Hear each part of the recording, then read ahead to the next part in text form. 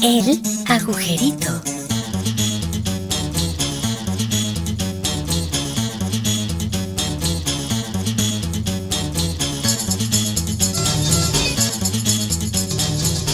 Esperemos que en esta ocasión el agujerito sí se publique. Ya hemos hecho varias pruebas.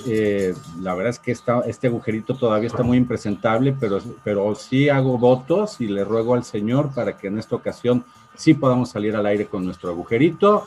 Esta mañana nos acompaña, como todas las mañanas, nuestro querido amigo Miguel Antonio Galán Reyes y nuestro querido compañero también Paco Díaz. No conozco su nombre completo, pero ahí está, Paco Díaz.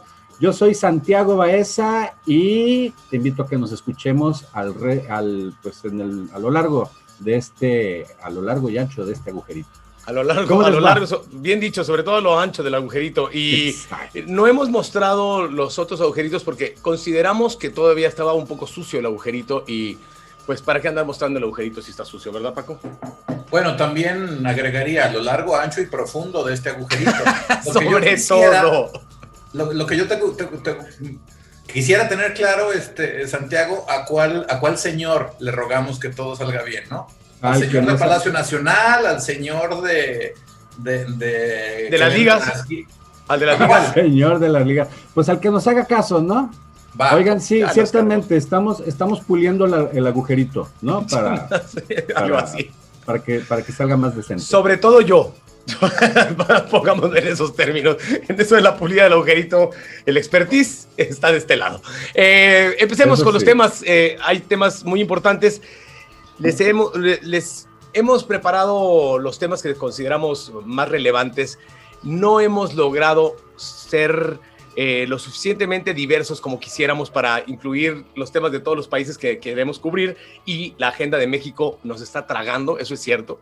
Y en esta ocasión no será la excepción, porque los tres temas principales de este programa tienen que ver con México, y arrancamos con el más impresentable de todos, y le paso el micrófono al panista para que llore. Vamos a hablar primero que nada ¿de qué era? Pues tú eres el panista y le están dando de madrazos a tu panista. Y precisamente el día de ayer, cuando supuestamente honramos al apóstol de la democracia, me enteré, al igual que ustedes, por una filtración ilegal del coordinador parlamentario de Morena en la Cámara de Diputados, que la Fiscalía General de la República ha solicitado mi desafuero. Como lo he dicho reiteradamente, en mi vida privada y pública siempre me he conducido conforme a la ley. Es de mínima justicia enterarme de qué se me acusa. Era de mínima decencia política haberme citado a comparecer hace un año, cuando supuestamente empezaron las especulaciones, no ahora que empiezan las elecciones. ¡Qué casualidad! Sí, bueno, vamos a hablar del gobernador de Tamaulipas, que ha sido acusado de lavado de dinero, delincuencia organizada, comer niños y también... Sí, inyectar ácido muriático a los niños con cáncer. Exacto. Y lo que se asume... Robarse líquido de las rodillas e instalar chips del 5G en los pacientes de COVID. Sin duda, ser aliado de Bill Gates en este gran proyecto 5G. La verdad es que es impresentable esta acusación. Se filtró el día de ayer por la noche que la Fiscalía General de la República solicita al presidente de la Cámara de Diputados el desafuero del gobernador de Tamaulipas. Pues tuvo los huevotes de enfrentarlo y decirle sus verdades en su cara. Lo que estamos viviendo ahora es una vendetta, una venganza política al más puro estilo dictatorial que tanto le encanta a ese sátrapa de Macuspana. Y hay que decir algo, se quejaron y lloraron y patalearon cuando ahí sí con algunos recursos jurídicos que sí eran comprobables, cuando se pidió el desafuero de Andrés Manuel López Obrador por parte de Vicente Fox. Una medida y un movimiento muy torpe por parte de Vicente Fox, que después todavía desarrolló de forma todavía más torpe, y que por lo tanto no se logró, no se consiguió. Creo que cuando menos hay dos cosas destacables, cuando menos dos, ¿no? La primera ya la mencionaron ustedes, evidentemente una acusación en este tiempo, de esta forma, por esas causas, con esa intención, se desacredita por sí solos, ¿no? El segundo tema al que yo quisiera poner sobre la mesa es la reflexión de qué tantos gobernantes, gobernadores, secretarios de Estado, presidentes municipales o incluso presidentes de la República podrían de verdad estar limpios y pulcros de cualquier tipo de relación con el narcotráfico, por acuerdos, por componendas, por complicidad expresa o silenciosa o implícita, pero la verdad es que el tema del narcotráfico abarca todo lo largo y ancho del país. No estoy sustentando que la acusación pueda tener visos de fundamento, pues, ¿no? Pero lo que digo es que no, es difícil meter las manos al fuego por cualquier persona que ejerce un cargo público en un contexto como en el que vivimos, ¿no? A mí se me vienen muchas cosas a la mente.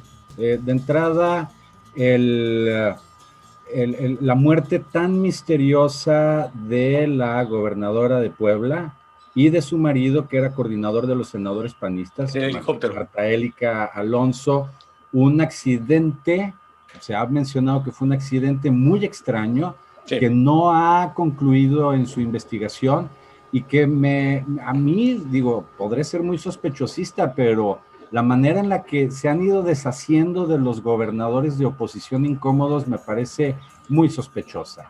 El caso del gobernador de Chihuahua, que cuando se dio la toma de la presa en esa entidad, inmediatamente se fueron contra el gobernador a amenazarlo.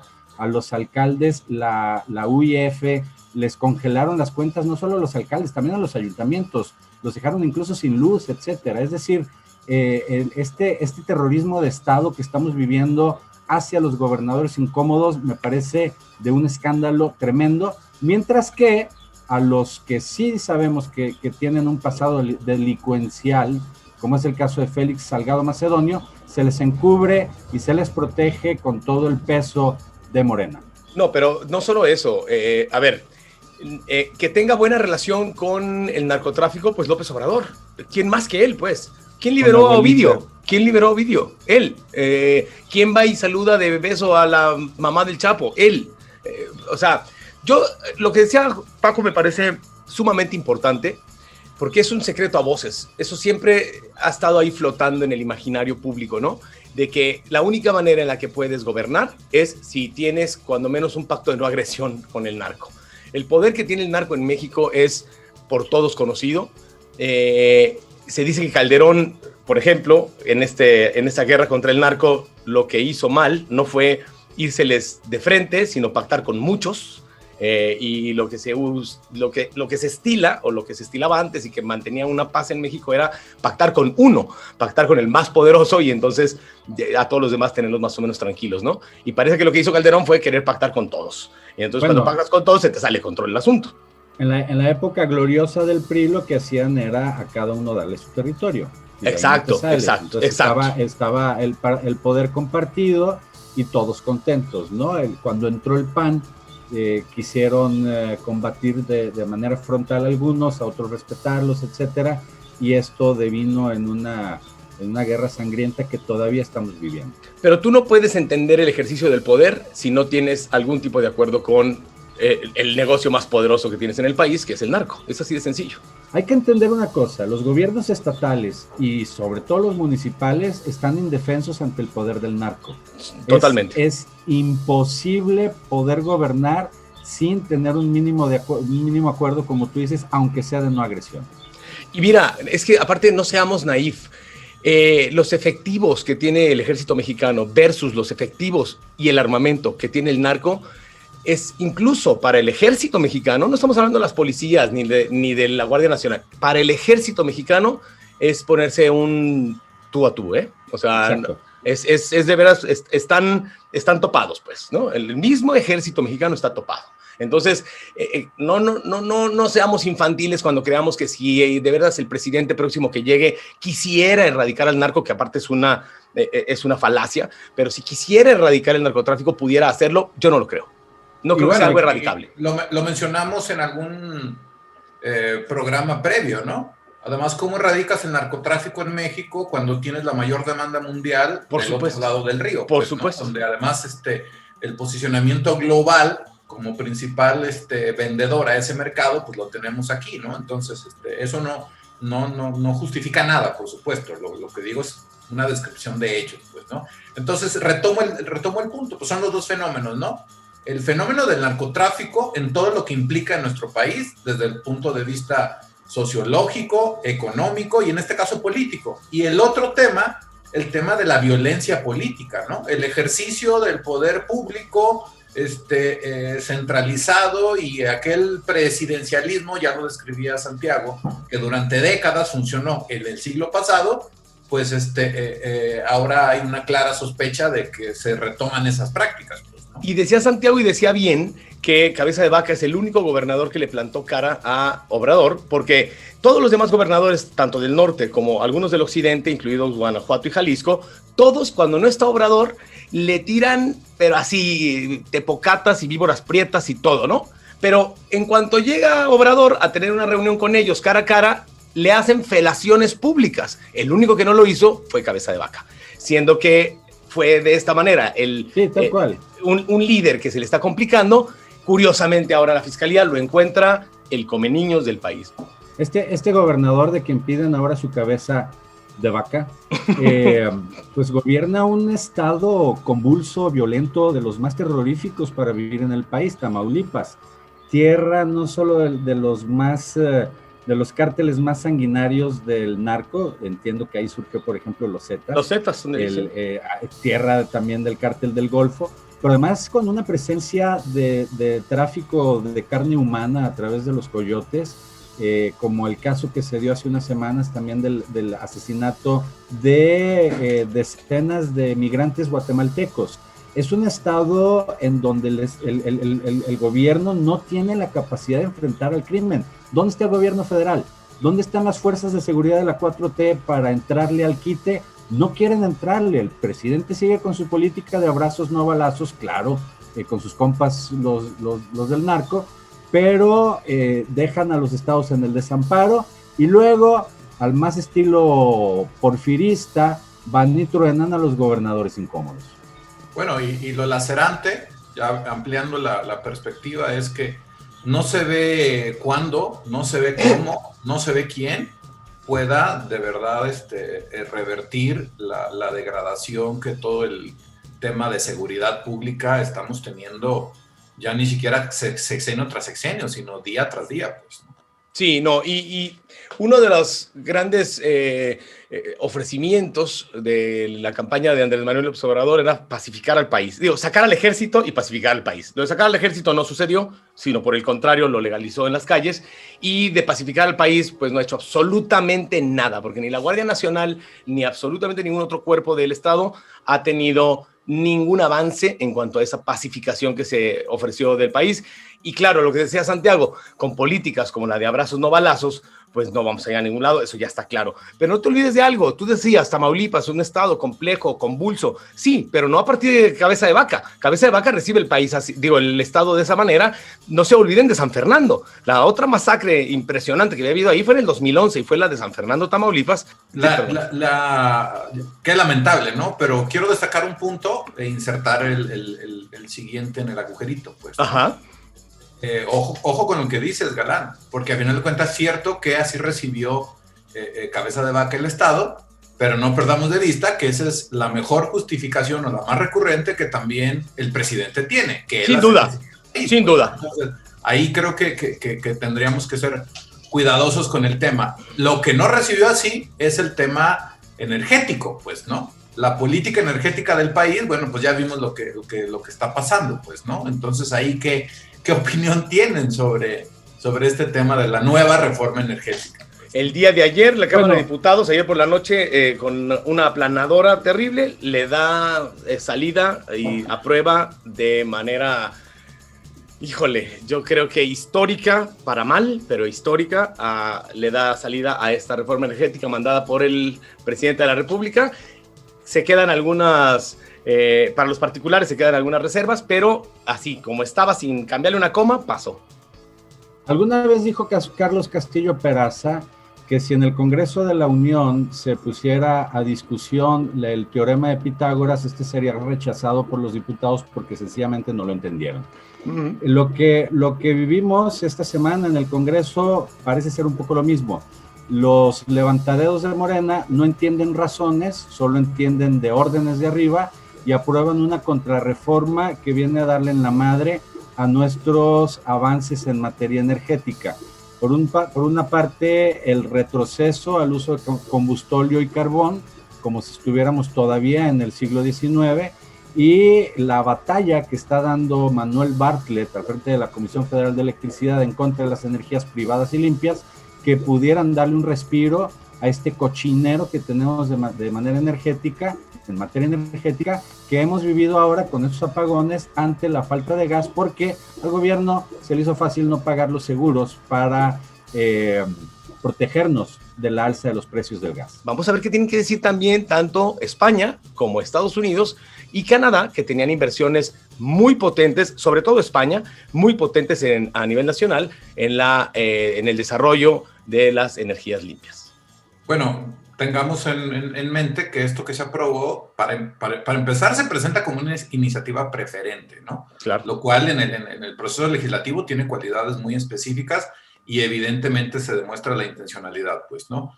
Yo francamente se los digo, jamás fui un adepto, aplaudidor o estuve de acuerdo con la reforma energética de Enrique Peña Nieto, pues, ¿no? Y en lo que nunca estuve, ni estoy, ni estaré de acuerdo es en los esquemas exacerbados de privatización que plantean las reformas no para favorecer, lo digo románticamente, a las familias mexicanas, sino concretamente a los grandes corporativos internacionales que hacen negocio con las energías. Esa parte es en la que no puedo coincidir. Pero también ninguna iniciativa ni ninguna acción nunca puede ser tan buena como la presumen sus impulsores, ni tan mala como la oposición la critica, ¿no? Entonces, ¿qué parte sí me parece desastrosa y coincido? Lo que acabas de describir, Galán. Todo el tema medioambiental, todo el tema de energías limpias es algo que es desastroso, pues, ¿no? ¿Quién gana con la reforma energética? Bueno, pues es difícil saberlo, pues, ¿no? Van a ganar las empresas que en este caso perderían, como de alguna manera intuitivamente lo decías, o de verdad va a haber alguna ganancia para las familias mexicanas, no la sabemos todavía. Yo creo que otro punto a observar es qué tan económicamente viable es la reforma. Exacto. ¿No? Viable por la reforma en sí y viable para la economía global de nuestro país, ¿no? Ahí es donde pondría yo el punto y también pues la coherencia que pueda tener con acuerdos internacionales, ¿no? Violentan acuerdos internacionales, eso está claro, ¿eh? Habrá que referirnos un poquito a la historia a finales de la década de los 50, y fue con López Mateos, fue cuando se privatizó la industria eléctrica. Había dos grandes empresas extranjeras, una de Bélgica y me parece que otra de Estados Unidos, una era de hecho Luz y Fuerza, y el problema ahí era que el gobierno había congelado los precios de la luz, ya no les era rentable a estas empresas extranjeras y básicamente estas empresas fueron las que mejor favorecidas se vieron tras la privatización, tras la estatización de la electricidad, porque al no serles rentable, pues se les hizo fácil vender al gobierno las empresas. Entonces se aprovechó como un tema ideológico. A mí me llama mucho la atención cómo el tema energético se convierte en un tema ideológico en nuestro país y esto termina afectando nuestra economía. Yo no veo nada de malo que empresas privadas pongan paneles solares o, como dijo López Obrador, o ventiladores eloicos, estos generadores eólicos que también favorecen. Ojo, también la privatización de la electricidad está en estas pequeñas empresas que instalan paneles solares en las casas y que te permiten a ti captar la luz solar y ya no estarle pagando a este monstruo monopólico que es la Comisión Federal de Electricidad. Por supuesto, aquí hay un debate mucho más de fondo, pues, ¿no? La concepción que tenemos respecto a qué partes del funcionamiento nacional y de la economía concreta pueden, deben, conviene que sean privatizadas y cuáles no. Es lógico, pues, y coincido con todo lo que dice Santiago, pues, ¿no? tampoco es que todo deba de estar en manos del Estado y menos en empresas monopólicas ineficientes. Pues, Don Paco, sobre todo porque ha demostrado... Perdón, sí, escucho. Sobre todo porque se ha demostrado que las empresas que están en manos del Estado, al menos en la experiencia mexicana, son más ineficientes y son más corruptas. Nada más por eso. Y contaminantes. Pero te estábamos interrumpiendo, Paco. Seguro es porque estoy muy influenciado, porque en los años 80 todavía nos enseñaban en la primaria que haber nacionalizado el petróleo y la industria eléctrica fueron actos heroicos y que tenían toda una dosis de nacionalismo y de proyección del país que todos queríamos tener, pues, ¿no? Pero el tema que no hay que perder tampoco nunca de vista es que la mayoría, por no decir que todas, porque pues tampoco conozco todas como para afirmarlo, pues, pero la mayoría de las privatizaciones que se hacen, no en nuestro país, en el mundo, terminan favoreciendo a las grandes corporativos internacionales. Totalmente. O sea, y no siempre implican un beneficio para la población. No siempre. Nuestro país destaca por ambas cosas, porque efectivamente aquí tenemos muchas razones, como las que describías ahorita, Galán, de ineficientes, corruptas y demás, que justifican la privatización. Pero creo que ya también tenemos bastantes experiencias de cómo la privatización no necesariamente beneficia a la mayoría de las personas, pues, ¿no? Sobre todo hablando de servicios públicos. Aquí el tema es el monopolio. Y si el monopolio es público o privado, ya valimos madre. Sí, eso iba. Si al momento de que se privatiza un monopolio y termina siendo un monopolio privado, valemos madre. Nadie Pero dice que el Estado... Cuando se permite la diversidad de ofertas, tú puedes escoger. Eso genera un equilibrio en los precios, la posibilidad de cambiarte de compañía, etcétera. A mí me parece que eso es benéfico. Nadie dice que el Estado deba de perder la rectoría sobre las energías de un país. Al contrario, debe de garantizar la rectoría de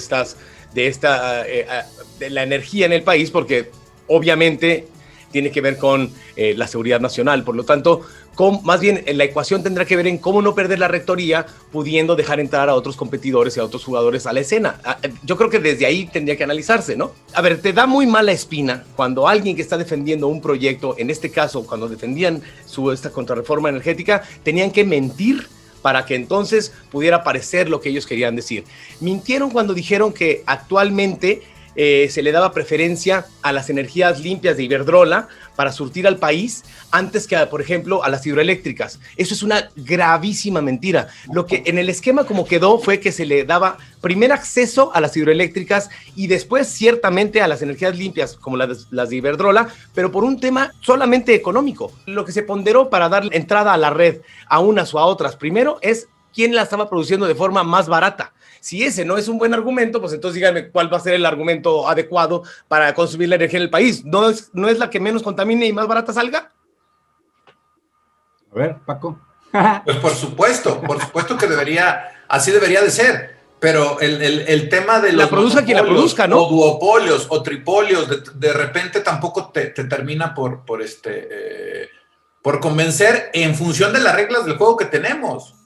Voy a hacer una comparativa de una privatización previa, ¿no? La telefonía. La telefonía era una gran empresa nacional. ¿Hay un monopolio en México? No lo hay. ¿Tenemos telefonía eficiente y a buen precio a pesar de la privatización? No. ¿Hay un monopolio? Pues no, porque hay otras empresas. La rectoría del Estado debe de garantizar la proveeduría energética en todas las formas en que la población lo necesita. De acuerdo. Sin duda.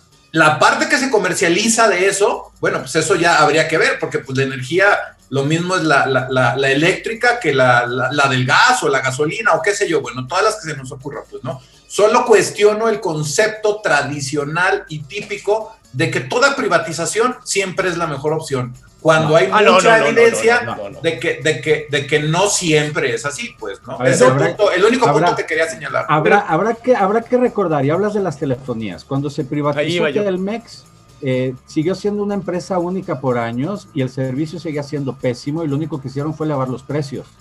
Cuando entraron otras telefónicas españolas, etcétera, empezó a haber un equilibrio. Entonces, yo insisto, digamos, bajo esquemas monopólicos, va a seguir siendo la misma historia. Sí, yo lo que le iba a preguntar a Paco, que si no había tenido él línea Telmex previo a que la comprara Slim, porque la verdad es que sí hubo una diferencia entre la calidad de las llamadas y la calidad del servicio telefónico que había previo a que se privatizara a cuando era manejada por el Estado. Pues yo sí recuerdo que hubo un brinco en cuanto a la calidad. Y por otro lado, sí, los precios tienen que ver, sí, con un asunto de la oferta y la demanda, pero también tiene, exacto, el mercado, pero también tiene que haber yo ahí sí creo en la rectoría del Estado también, sí creo que el Estado puede poner ciertos parámetros en los cuales se justifique el cobro de un servicio o de un producto. Yo sí creo que ahí pueda el Estado jugar y entiendo que esto de liberalismo no tiene nada, sino por el contrario, pero sí creo que sin exagerar, sí pudiera haber un marco regulatorio y que lo hay, en México lo hay, respecto a la telefonía lo hay. Bueno, es que precisamente ahorita que mencionan la palabra sagrada, el mercado, eso es en lo que no creo, que el mercado siempre se imponga sobre el Estado, porque a final de cuentas el mercado como creación humana, al igual que el Estado, que es otra creación humana, tendrían que tener su adecuado lugar en el funcionamiento social, pues, ¿no? Y entonces, que todas las reglas del mercado se impongan por encima del beneficio de la mayoría de la población, sí, ¿no? Justo la única institución que puede existir para equilibrar eso sería el Estado, pues, ¿no? Entonces, cuando no tenemos una economía de mercado, sino una sociedad de mercado, lo cual es algo muy diferente, sí, ahí es donde a mí ya no me convence. Que el funcionamiento económico funcione mejor con las reglas del mercado, puede ser, digo, pero que la sociedad entera y la política y las normas se subordinen al mercado, ahí es donde a mí me cuesta mucho trabajo. Hay que entender una cosa, mercado no es política, mercado no es gobierno. Yo ahí aplicaría una frase que en México entendemos muy mal, el término subsidio. Aquí en México entendemos subsidio es que el gobierno pone a precio más abajo, por ejemplo, las tortillas o el servicio de transporte, etcétera. Bueno, pero no pone más abajo, ojo, Santiago, lo que hace es pagar una parte proporcional para que el consumidor final no la termine pagando. Obviamente, claro. Pero ahí es a donde voy, y coincido muchísimo con lo que dices, Miguel, el papel rector del Estado. El concepto panista de la subsidiariedad se define así: tanta sociedad como sea posible y tanto gobierno solo en cuanto sea necesario. Mientras la sociedad tenga la capacidad de autorregularse, todo está perfecto. En cuanto la sociedad tenga esa incapacidad de regularse, debe entrar el Estado a regular. Y si obviamente hay duopolios, etcétera, no bajan los precios, la calidad no aumenta, los recursos de las empresas no se distribuyen hacia abajo, etcétera, por supuesto que el gobierno tiene la obligación de entrar como un árbitro a regular para que el mercado no se trague a la política. Eso, sin lugar a dudas, tiene que ser así. Porque tendríamos que partir también, y ojo, quienes se oponen al liberalismo son muy enfáticos en esto, y es verdad, tú no puedes poner dejar al mercado solo volar, porque los competidores no empiezan desde cero al mismo tiempo, ni con los mismos recursos, por lo tanto, nunca va a haber una competencia real, ¿no? Al menos justa. Oigan, fíjate, Santiago, que de haber conocido esta premisa que acabas de compartir del panismo, probablemente algún día hubiera sido yo panista, porque yo no conocía las aspiraciones o la propensión anarquista del panismo, donde la sociedad se regule sola y solo el Estado intervenga en la medida de lo necesario, pero realmente coincido 100% con la suena bien, pero en gobierno no lo hicieron así, Santiago. No, bueno, pero sí en los principios ideológicos que están en el papel. Con los estatutos del PAN yo también soy panista, con los estatutos sí. Con los principios de doctrina, por favor.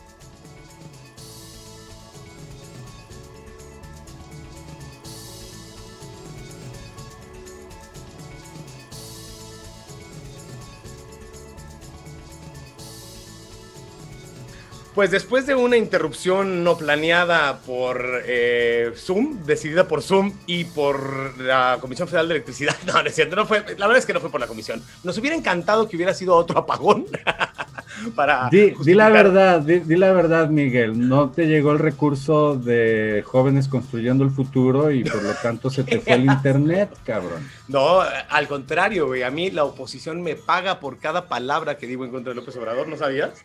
por cada palabra, güey. Sabes que, rapidísimo nada más, una vez una persona de mi familia sí me preguntó, ¿en serio? Me preguntó si alguien me pagaba por lo que publicaba en Facebook. Lo que no saben es que este es el agujerito chayotero. Agujerito chayotero 3.0. Bueno, nos habíamos quedado, ya le habíamos dado cierre, la verdad, al otro tema prácticamente, así de que abordemos el próximo, Auditoría Superior de la Federación. Bueno, este señor David Rogelio Colmenares Páramo, auditor superior de la Federación, resultó ser un payaso. Desde mi punto de vista, muestra una total falta de seriedad y una reverenda incompetencia. Hay que entender que en el país hay dos grandes auditorías.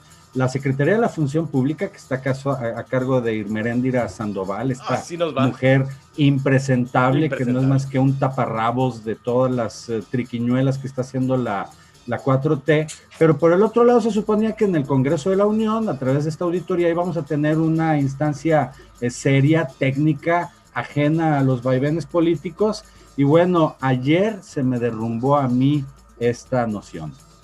Bueno, también era un poco naif tu noción, ¿no? Porque estás hablando que también la Cámara de Diputados está en manos de Morena, así de que esperar que Morena en su otro órgano iba a criticar al otro, pues era difícil de pensar que fueran a ser muy serios, ¿no?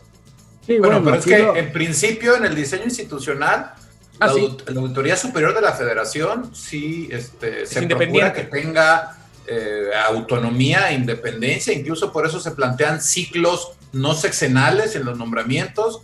Por eso, si la memoria no me falla, el nombramiento del auditor incluso implica que se apruebe por mayoría calificada en la Cámara.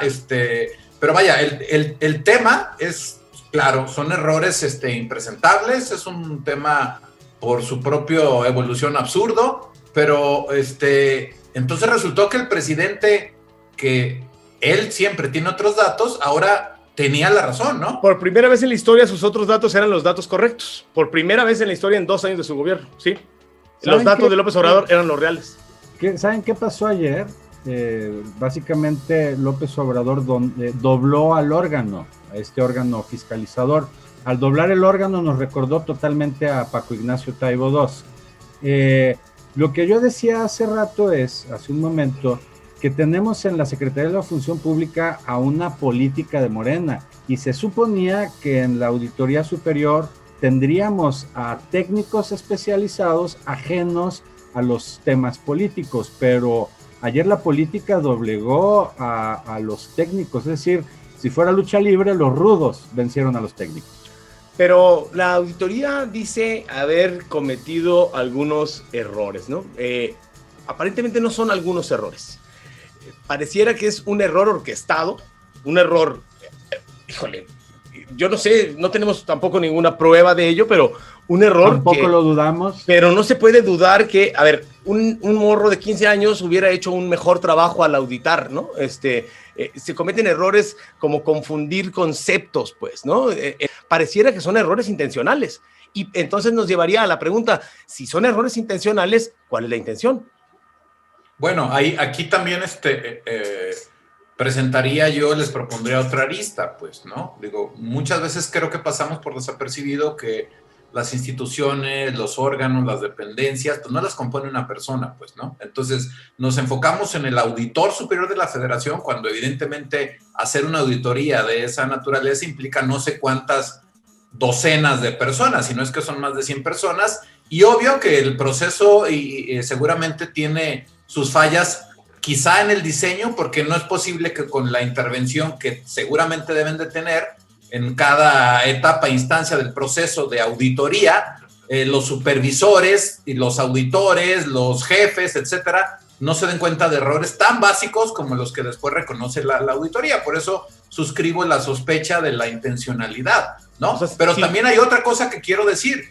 No significa que todo lo que planteó esté equivocado. No significa que todo lo que se dijo fue un error que se haya reconocido.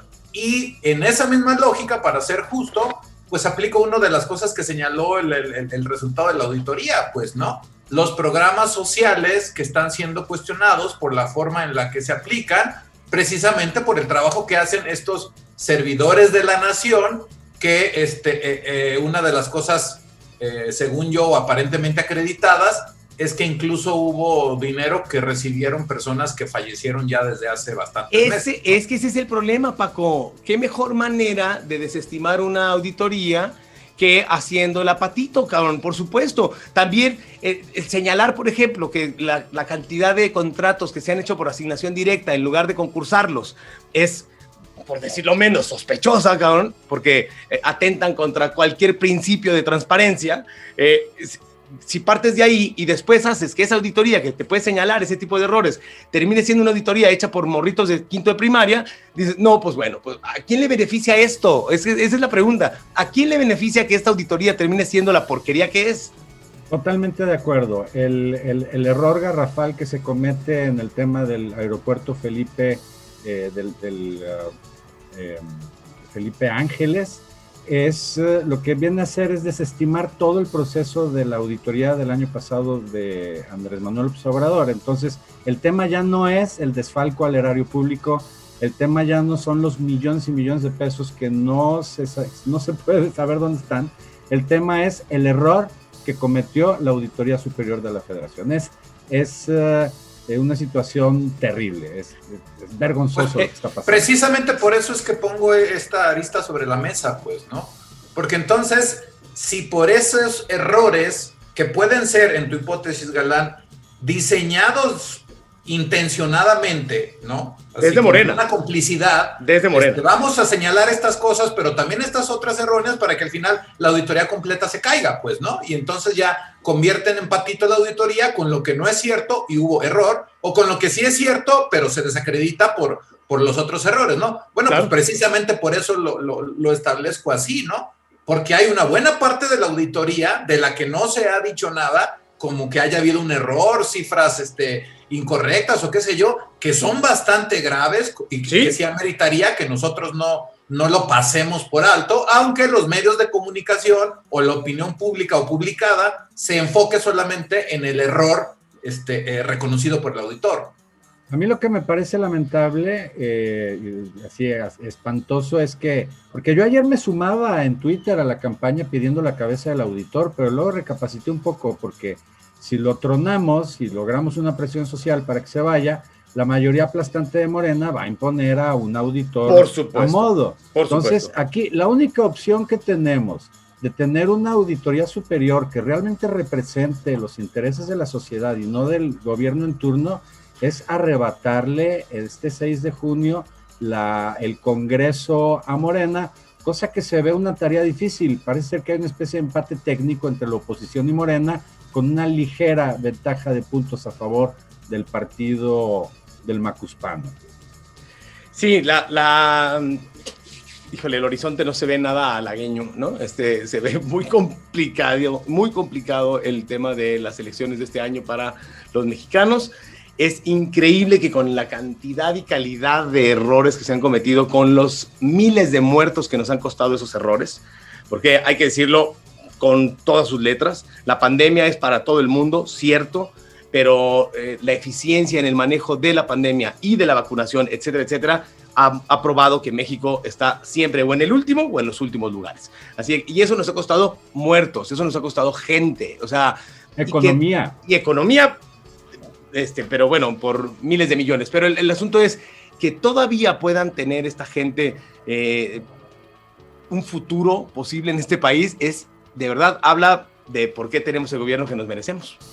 Bueno, pues precisamente por eso quiero compartirles, ¿no? Algo que tú nos decías antes de entrar al aire, Galán, ¿no? Sobre algún artículo o documento que se llegó y lo que leíste, pues, que compartieron en algún grupo virtual, y lo sumo a lo que acaba de decir Santiago. Lo sumas al agujerito, los sumas claro, aquí al agujerito que compartimos los tres, sumo la idea de la oposición, y la sumo con la lógica que intentaba describir en este análisis sobre lo que pasó con la auditoría. La oposición que plantea en torno a cuál y cómo deben estar diseñadas las instituciones para garantizar que no pasen no los errores, sino para tener mecanismos de fiscalización reales, pues, ¿no? Es decir, la oposición está planteando que desaparezca Secretaría de la Función Pública porque no funciona, o está planteando qué modificaciones en el esquema de fiscalización nacional para garantizar que lo que se presente post mayoría aplastante de López Obrador sea mejor a lo que tenemos. Digo, me voy y termino esta intervención con esto, ¿no? Así como está, no funciona. Luego, entonces, ¿cómo debiera ser, no? La oposición no tiene en este momento tiempo para eso, Paco. Están viendo cómo sobrevivir, básicamente. Y eso es parte de nuestra tragedia nacional, ¿eh? De que hay algunos ideólogos dentro de la oposición, los hay, y muchos. De que los propios partidos están escuchando a sus ideólogos y a sus mentes más brillantes, no. En este momento la oposición está viendo cómo diseñar estrategias de marketing para poder colocar una clase de mensaje que enamore. O sea, lo que necesitan ahorita es emociones, cabrón. No están hablando de ideas muy profundas, porque lo que necesitan es sí por México. Eso es lo que necesitan, ¿no? Necesitan algo que mueva a la gente. Y no lo están logrando, ¿eh? Esto me lleva a mí al tema que quería Paco desde un principio proponer como tema final, que es el mensaje que dio esta semana Enrique Alfaro de Movimiento Ciudadano, gobernador de Jalisco, en el cual el planteamiento, que me parece que sería como la propuesta más sensata que se ha hecho desde la oposición para el tema del manejo de los recursos públicos, que tiene que ver con adecuar, rediseñar el pacto fiscal federal para garantizar un mayor equilibrio de los recursos públicos. Si no podemos fiscalizar el recurso federal, por lo menos sí podremos garantizar que haya una mejor redistribución de los recursos para que los estados que más aporten no se queden bailando. El mensaje que dio a mí me pareció muy bueno, enarboló el mensaje de Prisciliano Sánchez y lo convirtió en un discurso del siglo XXI muy bien articulado y con muy buenos planteamientos. Vamos a ver si se queda solo como en un mensaje electoral o si logra avanzar a un verdadero acuerdo fiscal federal. Sí. Bueno, Santiago, qué bueno que lo comentas, porque precisamente la iniciativa que se presentó, no se ve por dónde se vaya a cumplir lo que tú atinadamente sugieres que debería ser el propósito de esta iniciativa, ¿no? Es decir, tiene bastantes fallas de iniciativa presentada ante el Congreso local que no apuntan a que la intención o la concreción real de presentar esta iniciativa termine en lo que tú sugieres y con lo que creo que la mayoría coincidiríamos. Se parece más a lo que describía Galán sobre el tema de la oposición, más a un tema de querer utilizar algún asunto en campaña que despierte emociones, que se presente como una oposición, digo, porque hace 3 años tuvimos la refundación contra la Cuarta Transformación, ¿no? Y ahora pareciera que aquí la dinámica del marketing político tengamos los arrojos de defender a Jalisco de los abusos de la Federación para despertar a esa emoción. Claro. Que nos sumen muchos votos de color naranja, y pues la verdad es que esa creo que también es otra vacilada. Digo, nada más resultados, de verdad, resultados. ¿Están ustedes hoy en un estado refundado? Refundido. Pues no, ni tampoco con una nueva constitución. No, y están ustedes en un país transformado. Bueno, sí, para mal, pero no, nos ha cumplido más Obrador en transformar al país, lo está transformando en una mierda, pero nos ha cumplido más Obrador que Alfaro con su refundación, que no ha sido, sí, justo como eso, solo marketing. No podemos olvidar que Alfaro, más allá de que nos gusten o no sus formas, que a mí la verdad es que las formas de Alfaro no me gustan, como no me gustan las de Obrador, me parecen dos payasetes ahí, uno trata de ser más serio, o sea, Alfaro, el otro se asume más payasete, Obrador, pero los dos son inconsistentes, los dos son prepotentes, los dos son fascistoides, ninguno de los dos me gusta. Me gusta más el manejo serio de las finanzas que se han hecho en Jalisco, pero aún así, no olvidemos que Alfaro ha endeudado al Estado más que nadie, pues. Pues sí, pero, por ejemplo, digo, te doy la razón. Ciertamente, mucho del discurso de Alfaro es solo eso, discurso, más que hechos, pero también hay que reconocer que ha tenido una muy buena estrategia. Por lo menos desde que empezó la pandemia para acá, antes sí. Alfaro iba muy mal en los números de aceptación, ha ido mejorando, creo que tiene mejor aceptación fuera de Jalisco que dentro de Jalisco, también hay que decirlo, pero trae una buena estrategia. Mientras los gobernadores panistas están cuidando su cabeza de vaca, Alfaro se lanza un poquito más para adelante sí percibo que solo es discurso, pero por lo menos está mucho más estructurado. Ahí está el gobernador de Chihuahua, lo bajaron a la primera, se perdió.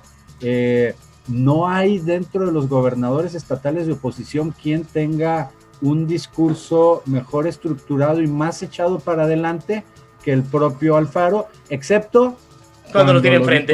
Cuando tiene enfrente a López. Eso es lo tristísimo, porque Cabeza de Vaca también tiene un discurso, es mucho más potente, es más beligerante el de Cabeza de Vaca y lo sostiene cuando tiene enfrente a Obrador. El de Alfaro quizás no sea tan beligerante, pero sí es muy confrontador, muy confrontativo, pues, pero el problema es cuando ya lo tiene enfrente, porque enfrente ya, antes de que entre Obrador a escena, ya está hincado Alfaro, ya le está pidiendo que se baje el cierre y no puede ser, de verdad no puede ser.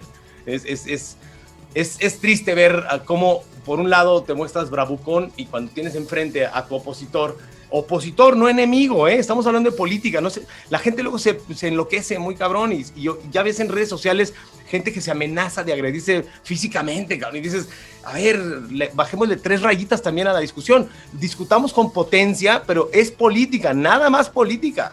A ver, pero pues es que hay que entender que para la 4T y los morenistas no hay adversarios, hay enemigos. Ese es el problema. Por eso los destruyen de esta manera tan ignominiosa. Claro. Es que no, en política no puede haber enemigos, hay adversarios.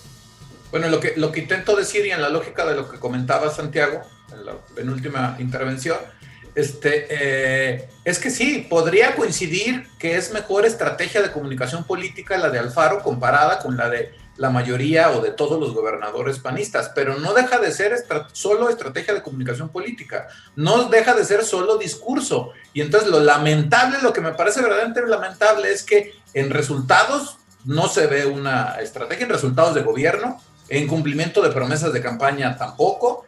Y lo peor de todo, lo que me parece más lamentable, y vinculo con lo último que decía Galán, es que al final de cuentas la población pareciera que nos orientamos más, ya sea en las discusiones apasionadas de las redes sociales o en nuestra verdadera intención de ejercer la democracia en la próxima elección, nos orientamos más por una serie de cosas frívolas y cero pertinentes que se quedan en el discurso, en las narrativas que construyen, en las historias que nos quieren contar, pero no nos metemos de fondo a lo que verdaderamente se tendría que hacer en política, pues, ¿no? Sí, la oposición está sumida en el antiobradorismo y eso ciertamente nos convierte, porque yo me considero opositor, en reaccionarios, en el concepto original de lo que significa reaccionar a.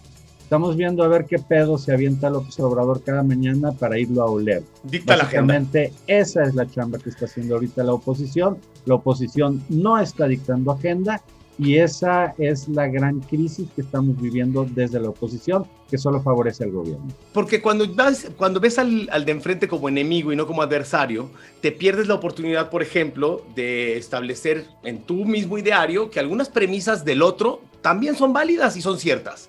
Y también desde ahí hay que partir. Por ejemplo, cuando López Obrador o su gente o la 4T dice no puede seguir habiendo esta cantidad de desigualdad que hay en el país, no puede seguir habiendo gente que no tenga nada que llevarse a la boca, pues es que ahí tendríamos que estar de acuerdo todos. ¿Cómo vamos a solucionar eso? Entonces ahí nos tenemos que poner de acuerdo. Pero si asumimos que este es un mantra nada más de Obrador y los demás entonces no podemos creer que aquí hay una desigualdad insostenible, que la hay, entonces nos perdemos la posibilidad de solucionar el problema. Desde mi punto de vista, desde ahí nos está doliendo como sociedad la llegada de la 4T, la radicalización que hace el presidente un día sí y al otro día también, y la denostación que hace de todos los que no piensan como él. Porque eso es algo, la crítica que yo hago a que se ha llevado a ver al adversario como enemigo es gracias a este cabrón.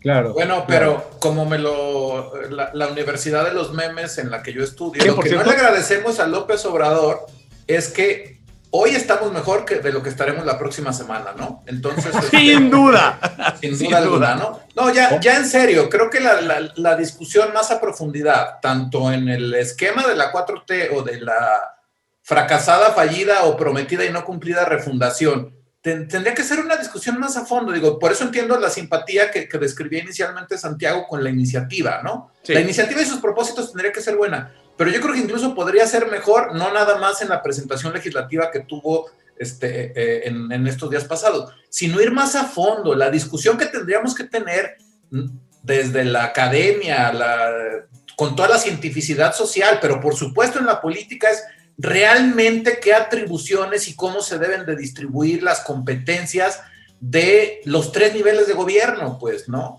Eso es algo que aquí se deja totalmente de lado. Se discute ahorita porque a la Alianza Federalista le pareció bien en términos de marketing el tema de los impuestos y el pacto fiscal y la recaudación, pero antes de esa discusión sería bastante viable, creo yo, en términos de procurar una modificación real y de fondo de la vida nacional, discutir con seriedad qué atribuciones y competencias debería tener el nivel de gobierno de las entidades federativas versus el de la federación. Ese es un verdadero federalismo y esto sí sería una reconfiguración del pacto federal, no nomás eso sería federal, ¿no? Y por supuesto, con una lógica que es así siempre admirado de mis amigos panistas, con el fortalecimiento del municipio, ¿no? Totalmente. Sí, totalmente de acuerdo. El municipio siempre queda olvidado. Cuando es quien realmente le lleva felicidad o no al ciudadano, ¿eh? Pues es el que lleva los servicios básicos a la gente. Creo que tocamos los temas más importantes de esta semana y estaremos la próxima semana por aquí dando lata otra vez. Un placer, saludos a todos desde Ajijic, yo soy Santiago Baeza. Que todos y todas tengan un agujerito muy feliz. Nos vemos la próxima semana. Nosotros procuraremos ir teniendo el agujerito más limpio cada semana para el deleite del auditorio, pero estaremos aquí con ustedes la próxima semana. Lo traigamos como lo traigamos. Gracias. Chao.